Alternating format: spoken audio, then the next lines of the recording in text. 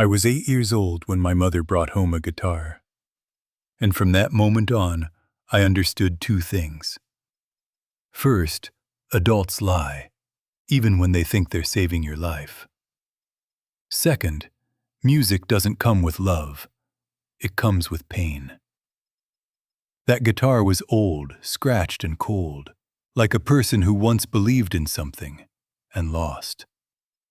I touched the strings, and they didn't play.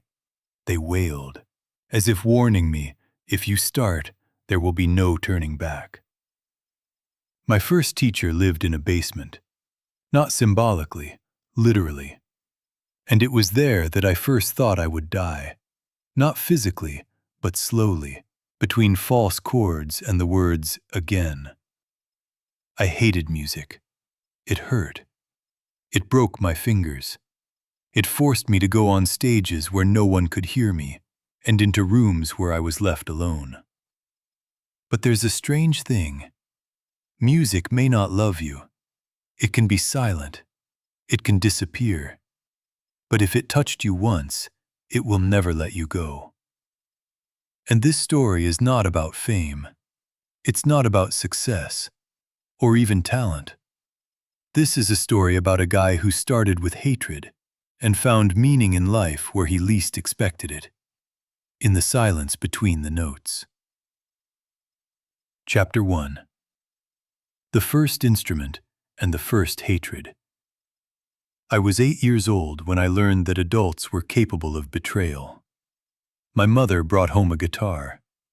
It wasn't new, not a beautiful one, and definitely not like the ones you see in movies, where a guy strums his first chord and his life changes instantly. This guitar looked like someone had hated it at some point. There were scratches on the body that couldn't have appeared by accident. They were scars. Maybe from other children. Maybe from adults who once had dreams too. "Jack," my mother said with that special tone parents use when they are sure they are doing the right thing. "This will change your life." I didn't know then that almost all adult phrases are half-truths. I picked up the guitar. It was heavier than it looked, and colder. To be honest, it reminded me of a person who doesn't want anything from you, but really wants you to suffer. I touched the strings. They whined. They didn't sound. They didn't play. They wailed like a cat whose tail had been stepped on, but they did so with a sense of rhythm. "Do you hear that?" my mother smiled. "You have an ear for music." I looked at my fingers, which were already starting to hurt, and thought, if this is hearing, then I'm afraid to imagine what deafness is like. That same week, I was enrolled in music lessons. My first teacher lived in a basement. Not metaphorically, physically. Mr. Collins was a man who looked as if music had sucked everything out of him, including joy, humor, and hope.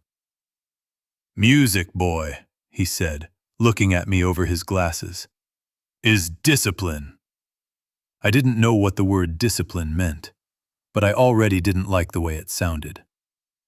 The basement smelled of old sheet music, dust, and broken dreams. On the walls hung portraits of composers who looked at me as if they already knew I would not live up to their expectations. "Take the guitar," Collins said. I did. "Not like that." I took it differently. "Not like that either." 10 minutes later, I realized two things. First, the guitar had too many strings. Second, I was going to die in this basement.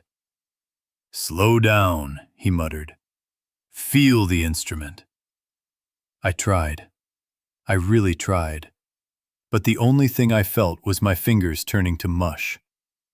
When I played the first chord, Mr. Collins was silent for about 5 seconds. 5 very long seconds. "That was," he began. I held my breath. "Loud."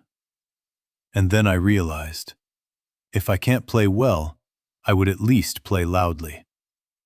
That's how my journey in music began. Not out of love, not out of inspiration, but out of pure, childish, completely sincere hatred. And, as it turned out later, it was the perfect start. Chapter 2. How I realized that music doesn't love me, but it won't let me go. After my third lesson with Mr. Collins, I realized that music is not a talent. Music is a test of survival. My fingers looked like I had tried to escape from prison through barbed wire. Mom called it adaptation. I called it the first symptoms of a career. You have to practice every day, she said, placing an hourglass in front of me. How much? I asked hopefully. Until the sand runs out. What if I turn it over? Then you start again. That was the moment when I first thought about running away from home. I sat in my room, on my bed, with my guitar staring at me defiantly. We were silent. It was a cold war. I strummed the strings. The guitar responded with a false note. I struck again. She did again. We'll never be friends, I told her. She didn't answer, but I was sure she agreed. A few weeks later, Mr. Collins decided I was ready to speak in public. I wasn't. A school concert, he said, as if it were an execution. A small stage, simple songs. What if I forget everything? I asked. Then you'll find out what silence is, he replied. Silence turned out to be scarier than falsehood. On the day of the concert, I stood backstage and thought that the world would be a better place if musical instruments were optional. My guitar weighed twice as much as usual, and my hands were half as obedient as usual. Are you ready? My mother asked. I'm ready to lose the respect of my classmates, I replied honestly. When they announced me, the lights hit my eyes. I sat down. I took a breath. I played the first note, and it was wrong. I played the second. That was wrong too. Someone in the hall coughed. Someone laughed. Someone whispered. I looked at the strings as if they could suddenly explain what I was doing wrong. And then something strange happened. I stopped thinking. I didn't play correctly, but I played sincerely. The rhythm was off. The melody was inaccurate, but it was my melody. When I finished, silence fell over the hall. For a moment. And then, applause. Not loud, not confident, but genuine. Mr. Collins nodded. It was the highest compliment he could give. See, my mother said after the concert, you felt the music. I felt relief, I replied. Does that count? I couldn't sleep that night. The guitar lay nearby. For the first time, it wasn't my enemy. I still didn't like music, but for the first time I thought, what if it's just waiting for me to grow up? Chapter 3. A band that lasted longer than our faith in it. My first band didn't come about because we were talented. It came about because one instrument is lonely, but several instruments are already like an excuse. It all started in the school cafeteria. I sat with my guitar, which I carried with me so that everyone would know I was a musician, even if I myself had doubts about it. Do you play? Asked the guy across from me. He was tall, thin, and looked like he had never heard the word rhythm before, but really wanted to believe in it. Sometimes, I replied cautiously. I play the drums, he said proudly. Do you have drums? No, but I have sticks. It was the most musical conversation of my life. That's how I met Mike, a man who believed that drums were a state of mind, not an instrument. Another guy joined us, Ben. He played bass. More precisely, he had a bass. I'm learning, he said. We all nodded. We were all studying. We called ourselves the unfinished chords. It seemed profound. In fact, it was true. We had our first rehearsal in Mike's garage. The garage was filled with boxes, old bicycles, and his father's dreams of cleanliness. 1, 2, 3, Mike shouted. After that, the music died. We didn't play together, we played at the same time. The bass went at its own pace. The drums went at another. My guitar tried to escape. I think we sound raw, said Ben. It's not raw, Mike replied. It's alternative. We rehearsed twice a week, each time louder, and each time worse. But there was something new. I started looking forward to these rehearsals. Not because of the music, because of the feeling that I'm not alone in this chaos.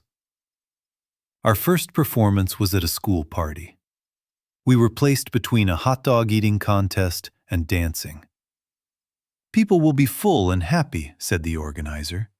It's the perfect time. We went on stage. Mike broke his drumstick before the first song. Ben forgot to tune his bass. I forgot what confidence looked like. The song began and ended quickly. Someone clapped. Someone recorded it on their phone, not out of respect, but for evidence. After the performance, we sat on the school steps. I think we're almost ready, Mike said. Ready for what? I asked.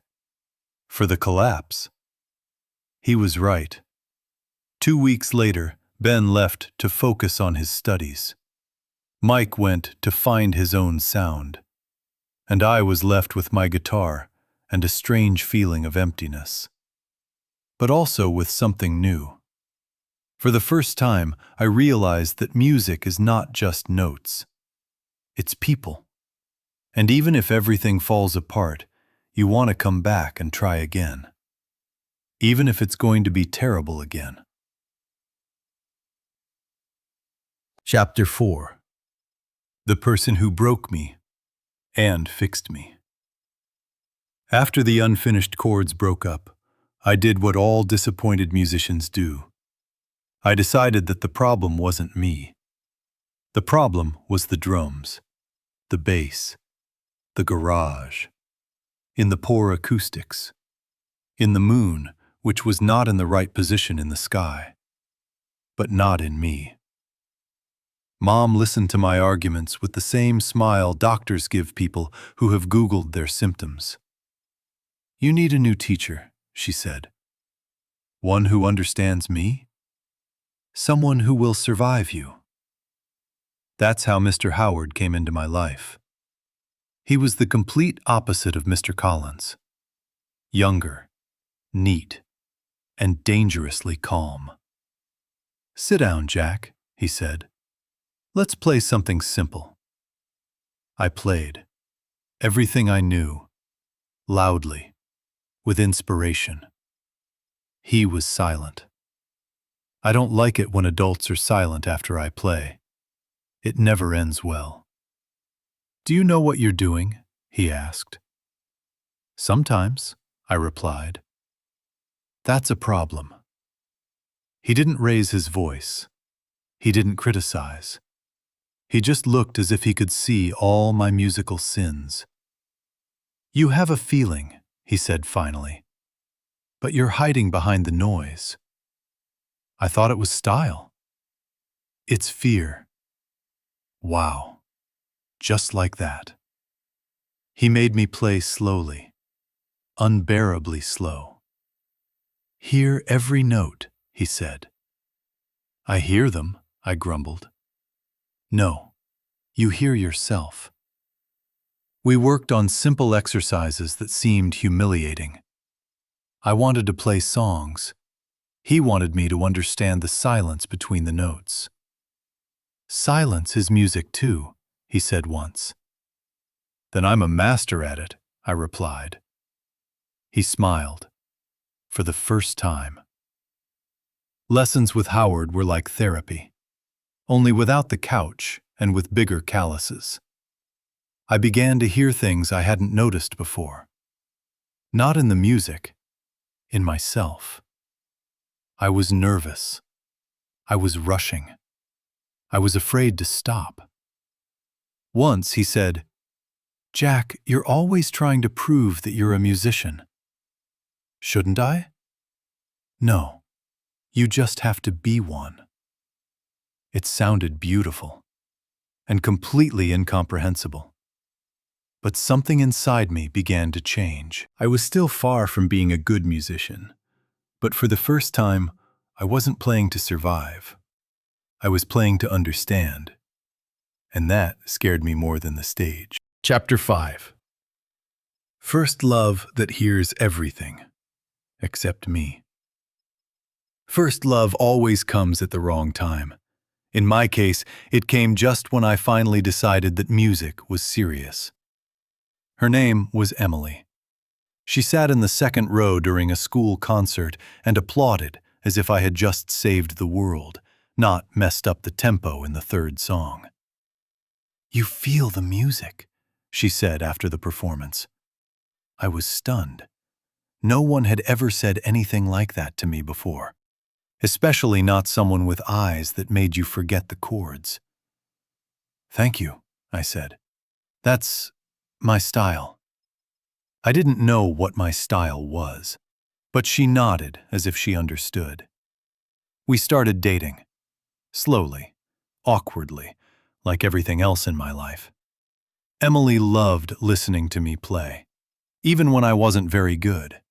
She would sit on the bed with her legs tucked under her and look at me as if I were the best version of myself. It was dangerous. "Play something sad," she would say. "I don't know any sad songs." "You're sad, that's enough." I played. She listened. And I thought that this was love. But music is jealous. The more I played, the less time I had for everything else, even for her. "You're always with your guitar," she said once. "It's temporary." "Everything is temporary for you, except the guitar." We started to be silent more than we talked. And when we did talk, we didn't hear each other. I wanted to be a better musician. She wanted me to just be there. And one evening she said, "I feel like you love music more than you love me." I wanted to argue, but instead I picked up my guitar. Bad idea. "Not now, Jack," she said quietly.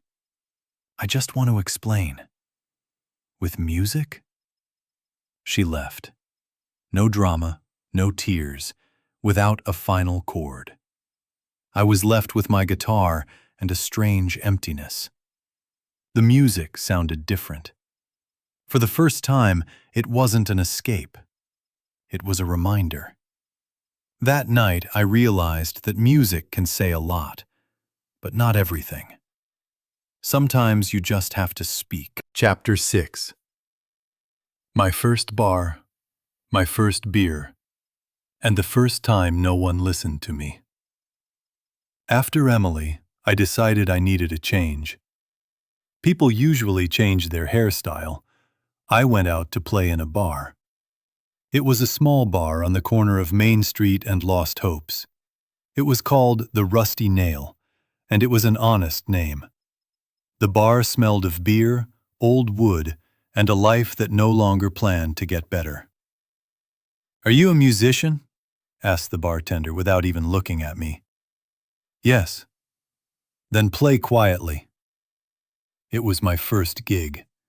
They gave me a corner, a stool, and a microphone that had seen more divorces than weddings. I started playing. No one paid any attention. People talked. They laughed. They argued. They ordered more. My music was background noise. The scenery. Noise. And it hurt. I played louder. Bad idea. "Quieter!" shouted the bartender. Either you play or you listen to the door. I played more quietly, and suddenly, someone looked up.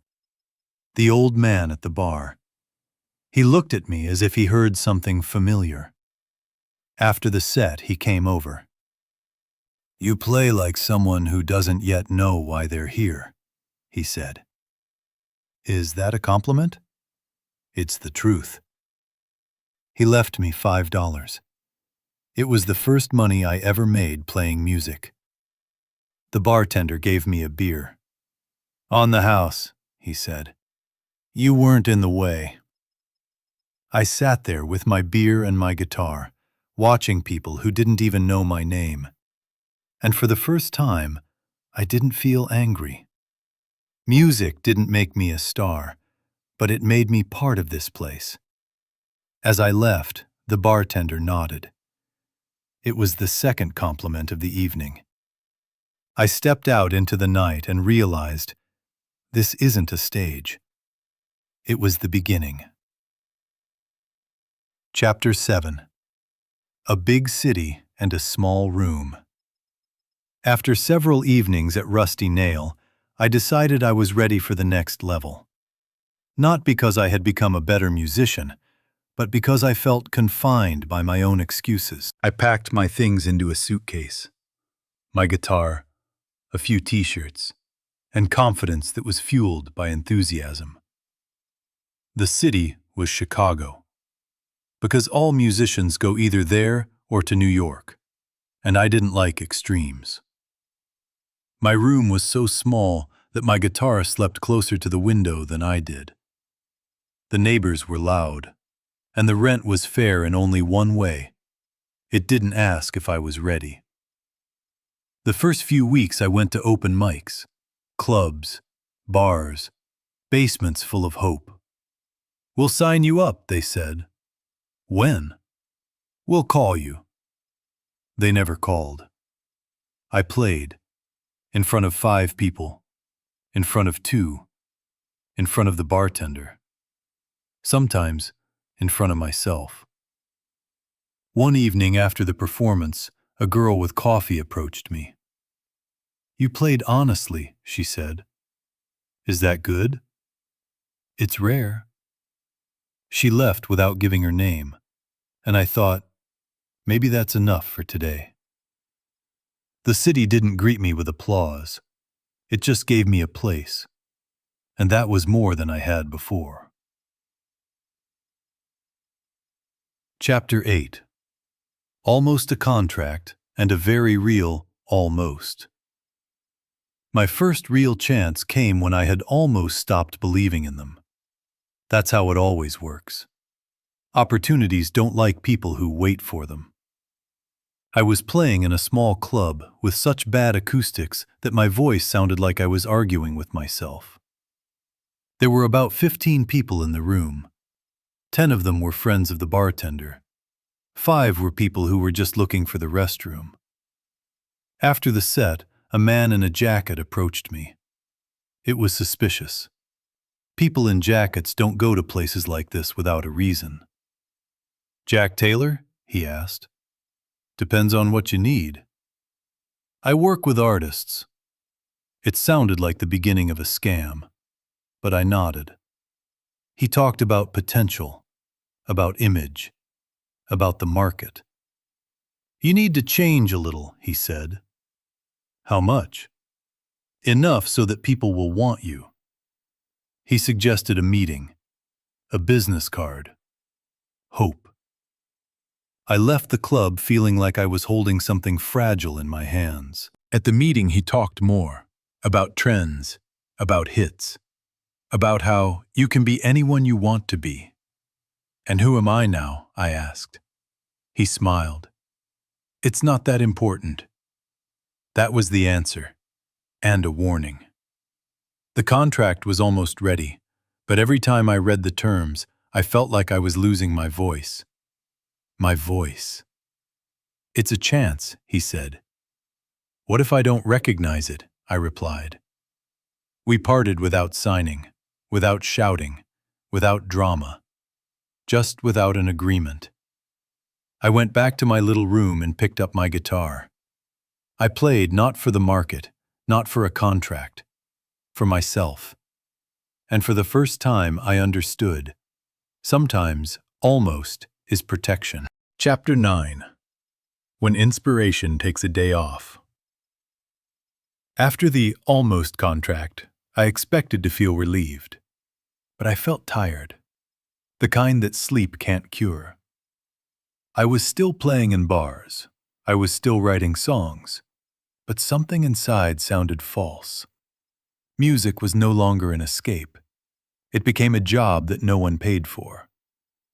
You have to be more persistent, people said. You have to be more patient.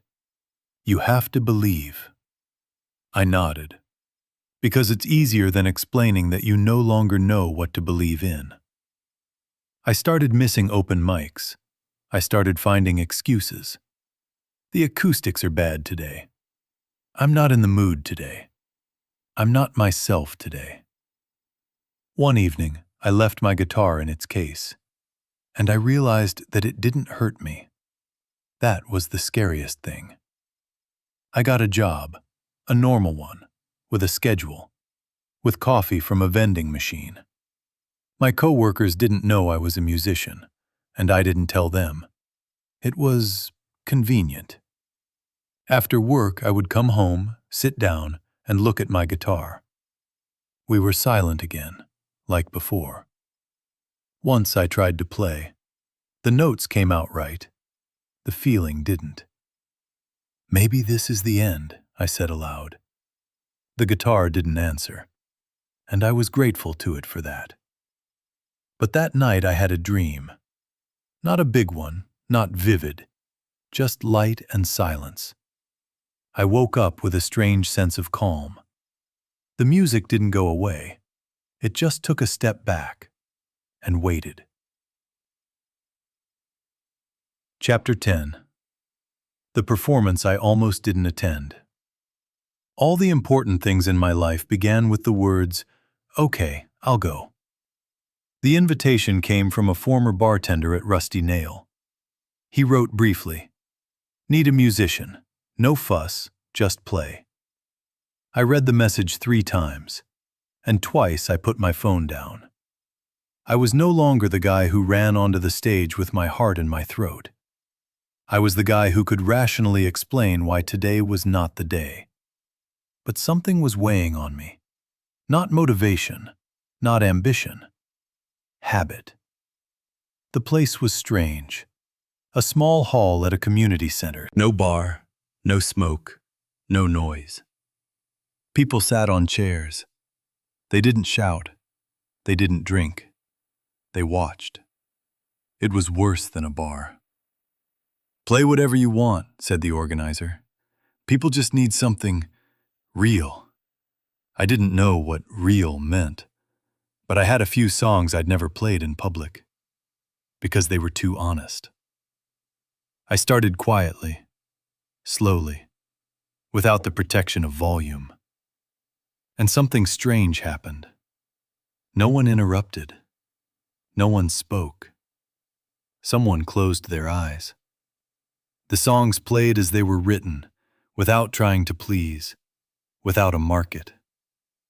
After the last chord, no one applauded for a few seconds. And then, cautiously, as if they didn't want to break the moment, a woman approached. An elderly woman. She held my hand longer than necessary. "Thank you," she said. "Today, for the first time in a long time, I felt silence." I didn't know what to say. I went outside without feeling euphoric, without plans, but with the feeling that I was back where I belonged. The music didn't come back loudly. It just sat down next to me. And that was enough. Chapter 11. How I became that musician, but not like in the movies. After that performance at the community center, I didn't wake up famous. My phone didn't explode with messages. No one offered me a tour. The only new message was from my mom. Have you eaten? But something else happened. They started calling me. Not, sign the contract. Not, we'll make you a brand. But simply, can you play? Can you play? The first call was from the library. I thought it was a joke. We're having a literary evening, said the woman on the phone. Music would be appropriate. I play quite loudly. It's a library. It'll be fine. I played between poetry readings and conversations about the meaning of life. People applauded quietly. It was the most intelligent failure of my life. Then there was a coffee shop, a small one, with tables that wobbled more than my confidence. We pay with cookies and tea, said the owner. I try to live off music. There is life in cookies. He was right. The best performance was at a birthday party. 50 years, an anniversary. Play something cheerful, said the birthday girl. I'm cheerful inside. We need it on the outside. I played my happy song. People danced as if they were fighting invisible wasps. It was wonderful. After that, people started to recognize me. You're that guy with the guitar, right? Clarify that. I became that musician. Not famous, but familiar. People didn't remember the names of the songs, but they remembered how they felt. I earned just enough to keep from starving, and just enough not to get cocky. And one evening I realized, I'm not trying to be someone anymore. I just show up, I play, and I leave. And you know what? It's funny, it's awkward, and this is my life. Chapter 12. The meaning of life that didn't look like the meaning of life. I kept waiting for the moment when it would suddenly hit me. You know, like in the movies. The hero looks into the distance, music plays, and he realizes. In my case, it was much more modest. I was standing in line for coffee. Someone was coughing behind me. In front of me, the barista wrote the wrong name on the cup. Jack? Almost. I took my coffee and thought, there it is, my level of fame. I had 2 performances that day. One was at a hospital. The other was in a small park. At the hospital, I played for people who don't applaud. They just listen. Sometimes they cry. Sometimes they fall asleep. They were the most honest listeners in the world. One woman said to me, "When you played, I forgot where I was." I nodded, because I didn't know how to respond to that. Children were running around in the park. A dog howled to my chords. Someone sang along, not knowing the words. And suddenly I realized, I'm not looking for meaning. I live it. Music didn't make me rich. It didn't make me famous. It made me present. I returned home, placed my guitar in the corner, and felt no fear. It's not going anywhere. Because meaning is not a goal. It's a process. And it sounds quiet. Chapter 13. The biggest stage I never planned to be on. The invitation came by email. No fanfare. No urgent. City Festival, daytime stage, 40 minutes. If you're interested, let me know. I reread the letter 3 times. Then again, more slowly, as if something new might appear. A festival is not a bar. You can't hide behind the noise there. And you can't say, they just weren't listening. I agreed, because I learned one important thing. If you're not afraid, it means you don't care. The stage was big, not stadium big, but it was big enough for me to suddenly remember all my fears in alphabetical order. Behind the scenes, I saw other musicians, confident, loud, with managers. I was alone, with my guitar. And with that same inner voice that once said, "You're not good enough." "You're next," said the volunteer. I went out. Light. People. Noise. I started with a song I had never played on big stages before, because it was too simple. And what always happens when you don't play a role happened. People listened. Not everyone, but enough did. I joked between songs, about life, about strange performances, about myself. People laughed. And then they were silent when they needed to be. When I finished, the applause was loud. But that wasn't the main thing. The main thing was that I didn't want to prove anything. I left the stage feeling calm. Chapter 14. The end that turned out to be the beginning. Nothing exploded after the festival. No one signed me. I didn't get any calls from big agencies.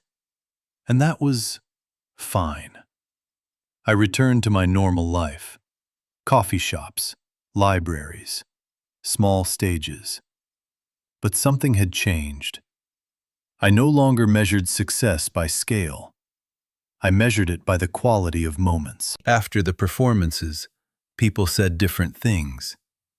Thank you. That was timely. It reminded me of myself. And that was enough. One evening, I was sitting at home with my guitar nearby when I suddenly laughed. I started out hating music lessons. From basements, from the fakeness, from failures. And I came to a simple life where music is not the goal, but a way of being human. I did not become a legend. And that's probably the best thing that could have happened to me. Because I became myself. And if there is any meaning in this, it sounds exactly like this. I'm still playing. I still make mistakes. I still joke between songs. And every time I pick up my guitar, I no longer ask myself, why? I just play.